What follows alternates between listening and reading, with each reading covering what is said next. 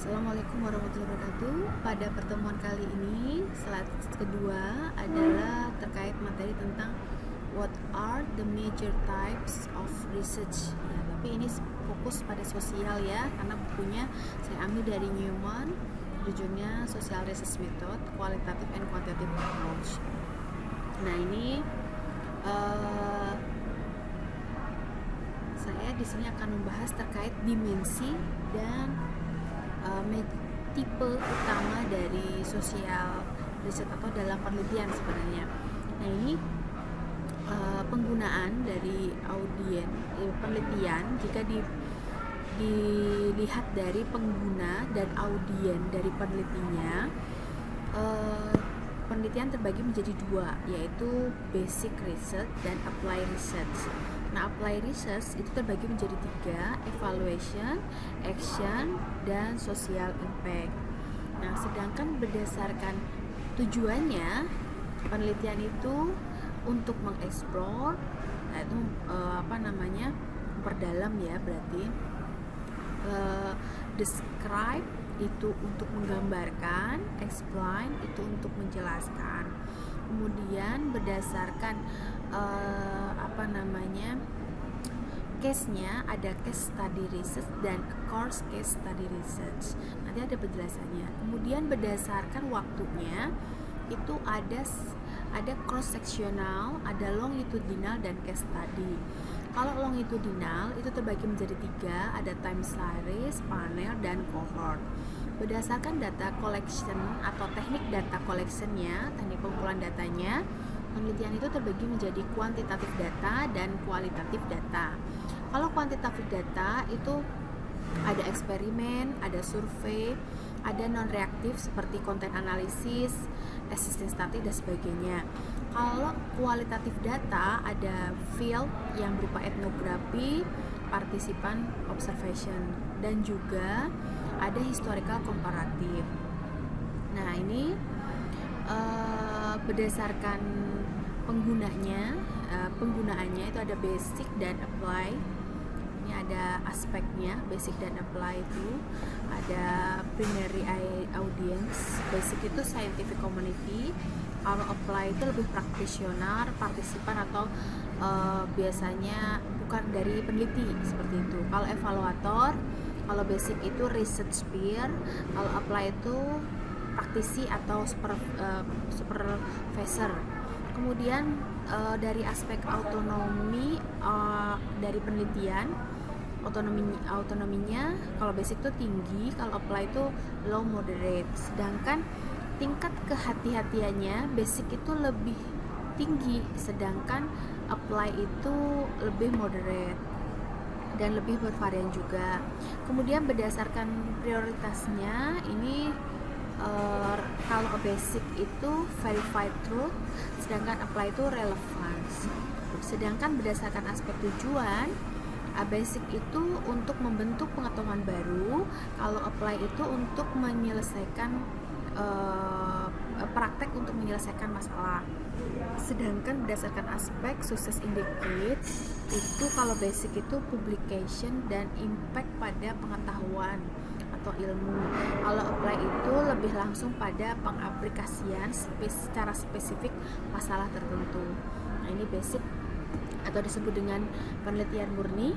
Penelitian dasar ini memajukan pengetahuan yang merupakan sumber-sumber dari sebagian besar ide-ide ilmiah dan cara berpikir baru. Kemudian komunitas ilmiah sebagai audien utamanya. Kemudian peneliti menggunakan penelitian dasar untuk mendukung atau membantah teori tentang bagaimana dunia beroperasi dan berubah, dan apa yang membuat sesuatu terjadi dan mengapa hubungan sosial atau peristiwa itu terjadi. Kemudian banyak penelitian dasar itu yang tidak memiliki aplikasi praktis dalam jangka pendek, tetapi membangun fondasi untuk pengetahuan dan pemahaman luas yang berdampak pada banyak masalah, kebijakan atau bidang studi. Kemudian penelitian dasar itu juga merupakan sumber alat utama, metode, teori dan gagasan yang digunakan oleh semua peneliti. Penelitian dasar ini berfungsi sangat penting untuk memperluas pengetahuan. Ini penelitian dasar dirancang untuk memajukan pengetahuan dasar tentang bagaimana dunia bekerja dan membangun atau menguji penjelasan teoritis dengan berfokus pada pertanyaan mengapa. Dan komunitas ilmiah adalah audiensnya. Ini kriterianya. Kemudian penelitian terapan atau applied dirancang untuk menawarkan solusi praktis untuk masalah yang nyata atau untuk mengatasi secara spesifik dan segera, seperti itu. Kemudian juga penelitian terapan itu membahas masalah tertentu serta menawarkan solusi tertentu dari suatu masalah. Penelitian terapan itu jarang membangun, menguji, atau membuat hubungan teori. Sebagian besar penelitian terapan itu jangka pendek dan skala kecil. Sedangkan penelitian terapan itu juga menawarkan hasil yang praktis, juga membentuk banyak keputusan. Dalam penelitian terapan itu terbagi menjadi 3, yaitu evaluasi, berorientasi pada tindakan, dan penilaian dampak sosial. Nah, ini penelitian evaluasi atau penelitian terapan evaluasi itu dimana seseorang mencoba menentukan seberapa baik suatu program atau kebijakan bekerja untuk mencapai sasaran dan tujuannya. Dalam penelitian evaluasi ini dapat menggunakan beberapa teknik seperti survei, riset lapangan, etnografi. Ada 2 penelitian evaluasi, ada evaluasi formatif, yaitu memiliki pemantauan bawaan atau umpan balik berkelanjutan pada program yang digunakan untuk memanajemen program. Nah, kalau evaluasi sumatif berarti meninjau hasil akhir programnya. Penelitian terapan action research itu atau penelitian tindakan, yaitu penelitian yang bertujuan untuk memfasilitasi perubahan atau mewujudkan tujuan yang berorientasi pada nilai. Penelitian tindakan partisipatif ini adalah di mana peserta penelitian secara aktif membantu merancang dan melakukan studi penelitian. Jadi di dalam action research ini ada penelitian tindakan partisipasi, di mana peserta ini dia melakukan tindakan, ada tindakannya itu merancang dan melakukan studi penelitiannya. Kemudian ada apply social impact assessment, itu merupakan alat penelitian terapan yang dapat mengumpulkan informasi deskriptif tentang suatu kebutuhan, masalah, atau kepedulian termasuk besarnya, ruang lingkupnya, dan keparahannya. Nah, ini tujuan research itu ada yang tadi saya sampaikan di depan, ada explore, describe, dan explain. Apa sih exploratory atau explore itu adalah penelitian yang bertujuan untuk memeriksa sedikit masalah atau fenomena yang dipahami dan untuk mengembangkan gagasan awal tentang arah penelitian, ya, gagasan awal. Nah, biasanya kalau penelitian exploratory itu selalu dalam rumusan masalahnya itu berawal dari what, ya, apa. Nah, ini review exploratory menjadi terbiasa dengan fakta-fakta dasar atau latar, menciptakan gambaran mental umum dari suatu kondisi, merumuskan dan memfokuskan pertanyaan untuk penelitian masa depan, menghasilkan ide, dugaan, dan hipotesis baru, menentukan kelayakan dari pengembangan teknik untuk mengukur dan menemukan data pada masa depan. Nah, kalau deskriptif ini yang paling banyak sering ya dalam penelitian skripsi anak-anak mahasiswa itu deskriptif. Nah, penelitian deskriptif itu menyajikan gambaran detail spesifik dari situasi, latar, atau hubungan. Suatu studi penelitian deskriptif dimulai dengan masalah atau pertanyaan yang didefinisikan dengan baik dan mencoba menggambarkan secara akurat. Hasil penelitian adalah gambaran rinci tentang masalah atau jawaban untuk pertanyaan penelitian. Biasanya deskriptif itu lebih memotret yang ada, masalah yang ada, dan juga atau menyajikan jawaban dari sebuah masalah tersebut. Nah, studi deskriptif menyajikan gambaran jenis atau kegiatan dan berfokus pada pertanyaan bagaimana dan siapa. Kalau dalam rumusan masalah Anda ada bagaimana, itu berarti pasti deskriptif. Nah, penelitian deskriptif menggunakan sebagian besar teknik pengumpulan datanya adalah survei, penelitian lapangan, konten analisis, dan penelitian historis komparatif. Nah, review deskriptifnya memberikan gambaran yang terperinci dan sangat akurat, menemukan data baru yang bertentangan dengan data sebelumnya, membuat sekumpulan kategori atau klasifikasi, kemudian klarifikasi urutan langkah dan tahapan, mendokumentasikan proses atau mekanisme sebab akibat, serta melaporkan latar belakang atau konteks situasi.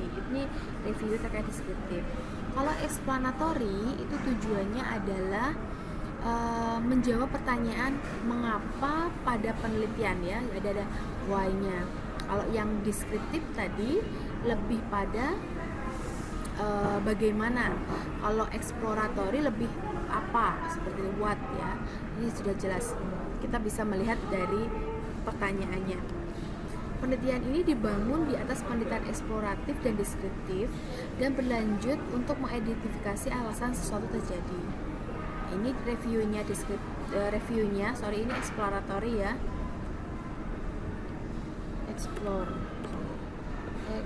Explanatory menguji prediksi atau prinsip teori, menguraikan atau memperkaya penjelasan teori, memperluas teori ke masalah atau topik baru, mendukung atau menyangka penjelasan atau prediksi, mengaitkan masalah atau topik dengan prinsip umum, menentukan penjelasan terbaik. Nah, kemudian berdasarkan case-nya, ada case study dan across case study. Kalau ini bisa dijelaskan, ya, penelitian bervariasi sesuai dengan jumlah kasus yang diliti dengan intensitas kedalaman tertentu. Terkadang penelitian melibatkan ratusan atau ribuan kasus. Selain itu, penelitian berfokus pada satu kasus atau lintas kasus. Dalam suatu penelitian, peneliti harus bertanya berapa banyak kasus yang terlibat dan apakah penekannya lebih pada pemeriksaan terperinci pada beberapa kasus atau banyak kasus. Nah, kalau case study research itu berarti hanya satu, ya. Case study research menyelidiki secara intensif satu atau sejumlah kasus dengan fokus pada banyak detail dalam setiap kasus dan konteks. Case study research merupakan pemeriksaan mendalam terhadap sejumlah besar informasi tentang sangat sedikit unit atau kasus untuk satu periode atau lintas periode waktu yang beragam. Sedangkan case study research itu memiliki 6 kekuatan. Yang pertama adalah conceptual validity, kemudian heuristic impact, causal mechanism identification, ability to capture complexity and trace process, calibration, dan holistic elaboration. Conceptual validity. Nah, studi ini membantu flush out dan identifikasi konsep atau variabel yang paling banyak menarik dan bergerak menuju inti atau makna penting mereka dalam teori, dalam abstraknya. Kalau heuristic impact, dia memberikan pembelajaran lebih lanjut terkait penemuan dan pemecahan masalah, dan ini membantu teori baru mengembangkan atau memperluas konsep dan menjelajahi batas-batas dari konsep yang terkait. Kalau kausal ini, studi ini memiliki kemampuan untuk membuat perincian proses dan mekanisme di mana satu faktor mempengaruhi faktor yang lain. Kemudian ability to capture complexity and trace process. Studi ini dapat secara efektif menggambarkan peristiwa atau situasi multifaktor yang sangat kompleks dan melacak proses dari waktu ke waktu dan ruang. Kalau calibration, berarti studi ini memungkinkan para peneliti untuk menyesuaikan ukuran konsep abstrak dengan pengalaman yang dapat diandalkan dan dijalani secara standar nyata. Sedangkan holistic elaboration, yaitu studi ini dapat menguraikan seluruh situasi atau proses secara holistik dan memungkinkan penggabungan berbagai perspektif atau sudut pandang. Cross case research ini sebagian besar studi penelitian kuantitatif mengumpulkan informasi dari sejumlah besar kasus dan fokus pada beberapa fitur kasus. Dari apa? Melakukan dari penyelidikan terperinci untuk setiap kasus, penelitian lintas kasus membandingkan fitur-fitur tertentu dari berbagai kasus.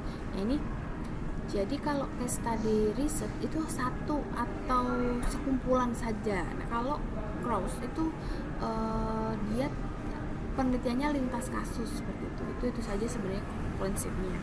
Kemudian dimensi waktu dari penelitian, ini waktu dari dimensi setiap penelitian. Ada cross sectional research. Cross sectional research itu jadi peneliti mengambil informasi pada banyak kasus pada satu titik waktu tertentu saja. Jadi tidak berkali-kali, cuma sekali saja. Nah, Nah, penelitian ini dapat bersifat eksploratif, deskriptif, dan explanatory, tetapi yang paling konsisten dengan pendekatan deskriptif. Jadi kalau sekali kita mengambil data itu biasanya lebih pada ke deskriptif. Yang selanjutnya adalah longitudinal research. Yang ini peneliti mengambil informasi dari banyak unit atau kasus lebih dari satu titik waktu. Ya, ada time series research, ada panel study, ada course study.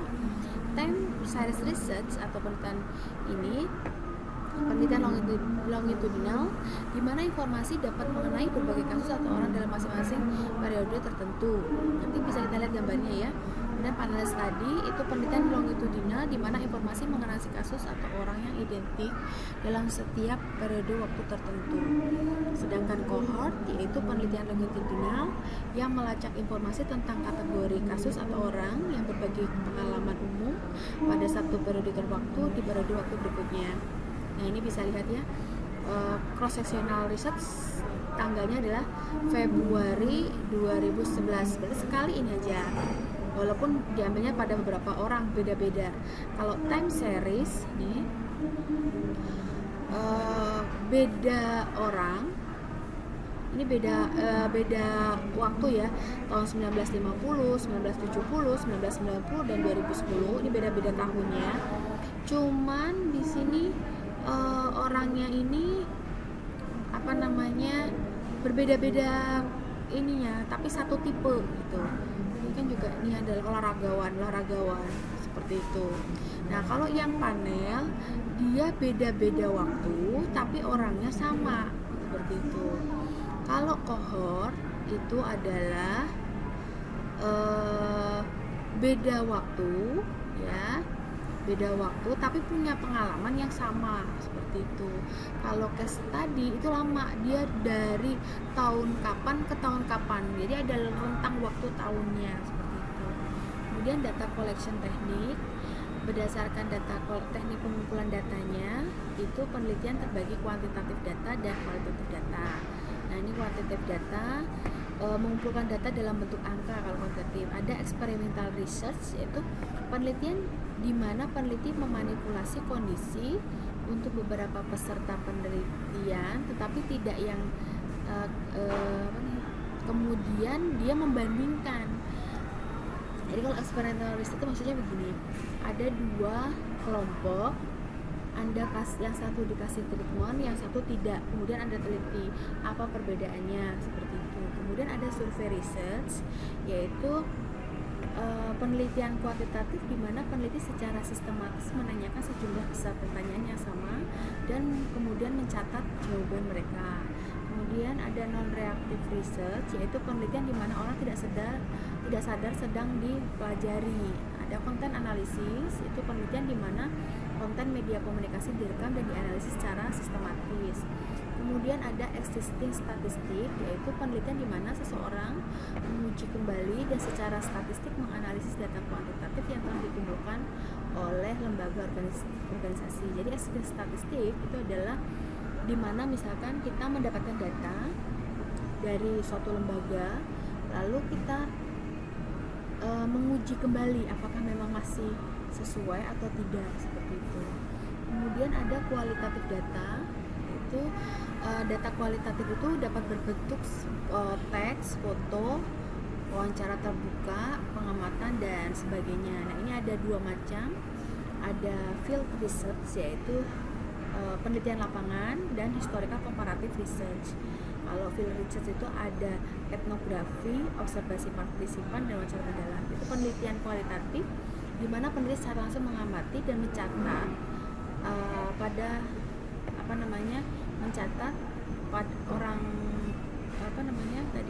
perilaku orang dalam lingkungan tertentu dalam jangka waktu yang lama. Kalau historical comparative research yaitu penelitian kualitatif di mana peneliti memeriksa data tentang peristiwa dan kondisi di masa lalu atau di masyarakat yang berbeda seperti itu. Jadi ini yang perlu Anda pahami itu ini.